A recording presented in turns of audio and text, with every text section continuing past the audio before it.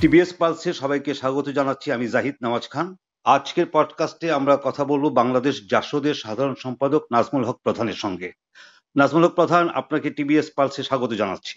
আপনাকে অসংখ্য ধন্যবাদ। আমরা বেসিক্যালি কথা বলতে চাই সাম্প্রতিক রাজনৈতিক অবস্থা নিয়ে, এবং বিশেষ করে গতকাল আপনারা প্রধান উপদেষ্টার সঙ্গে বৈঠক করেছেন, বাংলাদেশ জাসদ নেতৃবৃন্দ। বৈঠকে কি কি বিষয়ে আলোচনা করলেন আপনারা? প্র্যাকটিক্যালি আমাদের বৈঠকের দুটো বিষয়, একটা হচ্ছে আমাদের পার্টির কিছু প্রোগ্রাম আগের থেকে আছে আমাদের নির্ধারিত, আমরা সেগুলি বলেছি, যদিও সেগুলি গণতন্ত্র সংবিধান সংশোধন সাপেক্ষে।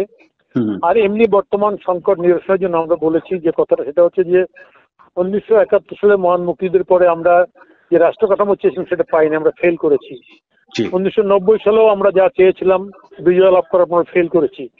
আমরা বর্তমান সরকার প্রধান যিনি আছেন উপদেষ্টার কাছে আহ্বান করেছি এবার যেন আর আমরা ফেল না করি, আমরা যেন আমাদের যে কাঙ্ক্ষিত লক্ষ্য সংস্কারের সেই লক্ষ্য যেন পৌঁছে বাংলাদেশকে একটা গণতান্ত্রিক রাষ্ট্রের ধারা যেন আমরা নিয়ে যেতে পারি। এটা ছিল আমাদের মূল বক্তব্য। আর সংস্কারের যে লক্ষ্য, মানে আপনাদের দৃষ্টিতে সেই মূলত সংস্কার প্রধান দিকগুলো কি কি? প্রধান দিকগুলো যেমন আমাদের নির্বাচন কমিশন, 2 নম্বর হচ্ছে আমাদের পুলিশ প্রশাসন। পুলিশ প্রশাসনের ক্ষমতায় যিনি আসেন তিনি ব্যবহার করেন, তার মতো করে ব্যবহার করেন, এবং এখানটায় সবসময় দেখা যায় যে ক্ষমতায় যারা যান তারা রাষ্ট্র দল সময় একাকার করে ফেলেন। ফলে এইগুলির পার্থক্য করা। আর বিচার বিভাগের পৃথকীকরণ হলেও বিচার বিভাগও যে সরকারের মারাত্মক ডমিনেন্সি থাকে সেটাও আমরা সংস্কারের কথা বলেছি। মানে বেসিক্যালি আপনারা বলতে চেয়েছেন যে রাষ্ট্রের যেসব প্রতিষ্ঠান আছে সেগুলোকে যেন ঠিকঠাক মতো কাজ করতে পারে। সেক্ষেত্রে প্রধান উপদেষ্টা কি বললেন? উনি বলেছেন কতগুলি দীর্ঘমেয়াদী যেগুলি সংবিধান পরিবর্তন সাপেক্ষ কথা বলেছেন আপনারা, আর কতগুলি আপনারা যদি সহযোগিতা করেন তাহলে আমরা এই সংস্কারগুলি করতে পারি। উনি বলেছেন আমার বিশ্বাস আমাদেরকে এবার পারতেই হবে, এবার আর ফেল করা যাবে না, আমাদের পিছনে যাওয়ার কোনো জায়গা নেই, আমাদের পারতেই হবে। এবং আমরা সহযোগিতা করলে, রাজনৈতিক সহযোগিতা পেলে উনি সেই যে কাঙ্ক্ষিত লক্ষ্য সেই লক্ষ্যে ইনশাআল্লাহ পৌঁছাবেন, সফলতা অর্জন করবেন, এইরকম আশাবাদ ব্যক্ত করেছেন উনি। মানে সেক্ষেত্রে কি এসব সংস্কার এই অন্তর্বর্তী সরকার করার পর তারপরে নির্বাচন অনুষ্ঠানের বিষয়, এরকম কোনো বিষয়কে আলোচনা হয়েছে? হ্যাঁ হয়েছে আলোচনা। আমরা নির্বাচনের নির্দিষ্ট কোনো তারিখ নির্ধারণ করে দেয়নি এতদিনের মধ্যে আপনাকে করতে হবে। আমরা বলেছি এই কাজগুলি সম্পন্ন করে আপনি নির্বাচনের সুষ্ঠু পরিবেশ তৈরি করে নির্বাচন দেবেন, এটাই আমাদের কামনা আর কি আপনার ওনার কাছে। মানে সেক্ষেত্রে উনি কি কোন রকম কোনো ইঙ্গিত দিয়েছেন যে কতদিন নাগাদ লাগতে পারে? না, উনি এরকম ইঙ্গিত দেন নাই। তো উনি বলেছেন সংস্কারগুলি অপরিহার্য, এটা ছাড়া একটা দেশ চলতে পারে না। ফলে উনি এটা করার জন্যই ওনার সরকার দৃঢ় প্রতিজ্ঞ, এরকম আশাবাদ ব্যক্ত করেছেন উনি। জি, নাজমুল হক প্রধান, আপনি 90 সালে যে আপনি যে কথা বলছিলেন যে ছাত্র গণ অভ্যুত্থান, তার অন্যতম সংগঠক ছিলেন। এবার আমরা দেখলাম আবার সেই একই রকম ভাবে ছাত্ররাই একটি ছাত্র গণ অভ্যুত্থান সংগঠিত করলো। তো আপনারা যে ছাত্র গণ অভ্যুত্থান সংগঠিত করেছিলেন এবং আপনি বলছেন যে সব স্বপ্নই আমাদের পূরণ হয়নি, তো সেই ছাত্র গণ অভ্যুত্থানের সাথে এখনকার ছাত্র গণ অভ্যুত্থানের আপনি কি কোনো মিল বা অমিল দেখতে পাচ্ছেন বা পেয়েছেন? শুনেন, মিল অমিল তো আছে। যেমন ওইবার আমাদের রাজনৈতিক দলগুলোর সাথে মারাত্মক সম্পর্ক ছিল। এবার আমরা নিজেরাই রাজনৈতিক দলগুলো এগিয়ে আসছিলাম, ছাত্র আন্দোলনকে সমর্থন করেছিলাম, নীতিগতভাবে এগিয়ে আসছি, কিন্তু ছাত্র আন্দোলনকারীদের পক্ষ থেকে আমাদের সঙ্গে কোনো সংযোগ তৈরি করা হয়নি বা সেটা ছিল না। বাট আমাদের শর্তটা একই রকম ছিল। আমরা যে জায়গাটায় ভুগতেছি এই দেশটা, এই বাংলাদেশকে নিয়ে, আমি বলতে চাই পাকিস্তানের কথাও যদি বলি, আমরা 47-এর পরে একটা নির্বাচনী প্রক্রিয়ার মধ্যে সরকার পরিবর্তন, এই ধারাটাকে আমরা প্রতিষ্ঠিত করতে পারিনি। দেশ স্বাধীনের পরে পারিনি, বঙ্গবন্ধুও পারে নাই, আমরাও পারিনি। 90 একটা চেষ্টা হয়েছিল, কিন্তু সেটা দুটো দল, আওয়ামী লীগ বিএনপি দুটাই নষ্ট করেছে আমি বলবো। তাহলে বর্তমান সংকটটা হচ্ছে জায়গায় ক্ষমতায় যিনি যান উনি ক্ষমতায় গিয়ে আর ছাড়তে চান না, উনি ক্ষমতায় থাকতে চান।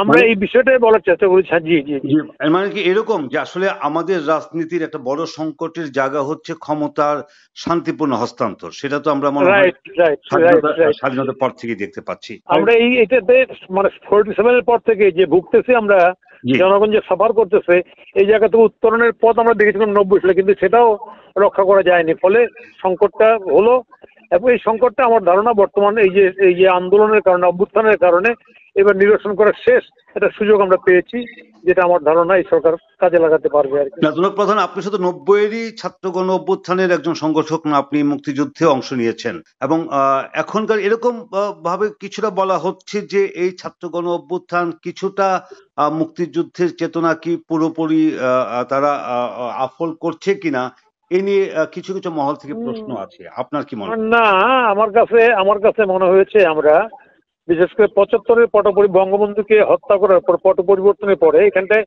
ডেমোক্রেসির রাজনীতিতে অনেক দল এসেছিল, যে দলগুলো দেশের উপর ব্যান্ড ছিল, নিষিদ্ধ ছিল।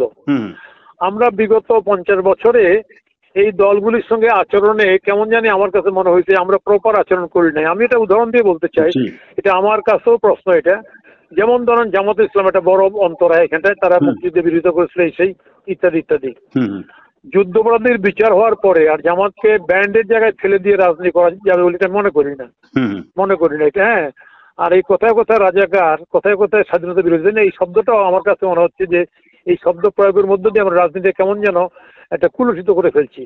ফলে বর্তমান সময়ে এখানটায় যেহেতু এই আন্দোলনের মধ্যে সমস্ত ফোর্স অংশগ্রহণ করেছে, আপনারা জানেন বাংলাদেশের ধর্মীয়পন্থী রাজনীতির প্রভাব আছে, তাদেরকে তো ডেমোক্রেটিক রাস্তা, ডেমোক্রেসির মধ্যে জনগণ যদি গ্রহণ করে তাদের প্রস্তাব, তাই না, সেই রাস্তাটা যেমন না দেয় তাহলে তারা সন্ত্রাসবাদ বেছে নেবে। বামপন্থীদের ক্ষেত্রেও তো হইতে একই জিনিস, বামপন্থীরাও তো বিপ্লব করতে গিয়ে, তাই না, কখনো কখনো সন্ত্রাসবাদ বেছে নিতে। আমি সেই জায়গাটাই বলতে চাই যে আমরা যদি ডেমোক্রেসির ধারে থাকি তাহলে বর্তমান সময়ে এগুলি আমাদের কাছে মনে হচ্ছে না খুব খারাপ হচ্ছে, এটা ঠিক হয়ে যাবে, দৃষ্টিভঙ্গিতে পরিবর্তন হয়ে যাবে আমাদের। আমি যেমন ধরুন, আমি যদি উদাহরণ দিই, বিজেপি সাম্প্রদায়িক দল বলে বলছে, ভারতের দলগুলি বলতেছে যারা ডেমোক্রেটিক দল বলছে ওরা সাম্প্রদায়িক দল। তাহলে সাম্প্রদায়িককে মোকাবেলা করার জন্য সবাইকে জোট করতে হবে, ভোট করতে হবে। আর আমি সাম্প্রদায়িক বলকে মোকাবেলা করবো কি দিয়ে? এখানে বল প্রয়োগ করে, হত্যা করে? নিশ্চয়ই না। তাহলে আমাকেও ওই জায়গায় আপনার একটা ওদেরকেও রাজনীতির স্পেস দিতে হবে, এটা আমি মনে করি, আবার আমরা মনে করি। বলে বর্তমান সময় আমার ধারণা সেই ঘটনাটাই ঘটে, যার কারণে আমাদের কাছে এরকম মনে হচ্ছে যে আন্দোলনে চান্স হয়ে যাচ্ছে। হ্যাঁ, এটা আমার ধারণা স্বাভাবিক প্রক্রিয়া, এটা একটা ঠিক হয়ে যাবে যদি গণতান্ত্রিক প্রক্রিয়া সচল হয়, দেখবেন ঠিক হয়ে গেছে এটা। আচ্ছা নাজমুল প্রধান সাহেব, আরেকটা বিষয় যে 90-71 কথা বললাম, আপনি যে দলের এখন সাধারণ সম্পাদক, সেই দল 75-এর 7ই নভেম্বর আরেকটি সিপাহী গণ অভ্যুত্থান করেছিল, তো সেই ক্ষেত্রেও তো আপনাদের স্বপ্ন ভঙ্গ হয়েছে। আসলে সেটা তো ধরেন যে রাইট, আপনি ঠিকই বলছেন। আমাদের সেই সময় প্র্যাকটিক্যালি বাংলাদেশের 75 সালের পটপরিবর্তন অনেকগুলি দেশি বিদেশি শক্তি ক্রিয়াশীল ছিল এই জায়গায়।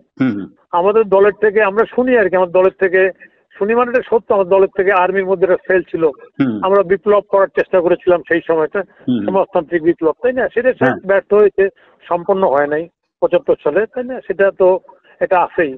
আমরা সেটা এখন ওই ইতিহাসের পার্ট হিসাবে এটাকে স্মরণ করি আর কি। আচ্ছা, শেষ প্রশ্ন, সেটা হচ্ছে যে আপনার বাংলাদেশ জাসদ, আরেকটি আছে জাসদ, তো সেই জাসদ 14 দলের শরিক ছিল। মূলত আপনারা 14 দল থেকে বের হয়ে আসার জন্যই পৃথক দল করেছেন বাংলাদেশ জাসদ নামে। তো এখন সেই জাসদ যারা এই 14 দলের শরিক ছিল এবং আপনাদের বাংলাদেশ জাসদ, এই দুই জাসদের মধ্যে কি আবারও এক হওয়ার কোনো সম্ভাবনা বা আলোচনা সম্ভাবনা আছে? আমরা বলেছি, আমাদের সঙ্গে কথা হয়েছে, ওনাদের কেউ অনেকেই কথা বলেছেন আমাদের সঙ্গে। হ্যাঁ, আমরা সেখানে পরিষ্কার বলেছি যে জাসদের নেতৃত্ব, জাসদ নামের যে নেতৃত্ব, যারা হাসানুল্লাহর নেতৃত্বে যে নেতৃত্ব, সেই নেতৃত্ব মারাত্মক কি বলে জনগণের বিপরীতে ভূমিকা পালন করেছে।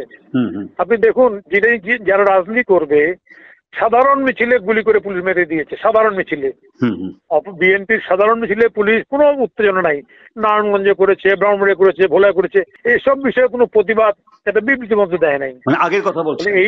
হ্যাঁ, এই জাসদের কথা বলছি আমি। আপনি তো বলছেন যে এই 7ই জানুয়ারি নির্বাচনের আগের কথা। রাইট। সেইখানটায় যে দল এগুলি বিষয়ে প্রতিবাদ করে না, তাই না, সামগ্রিক বিষয়ে এইসব অসংখ্য বিষয় আছে প্রতিবাদ, সেই দলের তো আসলে রাজনৈতিক চরিত্র থাকে না। আমরা সেই জায়গায় বলেছি তাদেরকে যে যদি তাদের যে নেতৃত্ব ইউনিভার্সিটি, তাই না, সেই নেতৃত্বকে যদি তারা ঘাড়ের থেকে নামাই দিয়ে যদি রাজনীতি করতে চায়, তাদের ত্রুটি মুক্ত হয়ে, তাই না, তাহলে অবশ্যই আমরা আমাদের সঙ্গে রাজনীতি করতে কোনো বাধা নাই, এটা আমরা বলেছি। তবে আপনাকে অনেক অনেক ধন্যবাদ।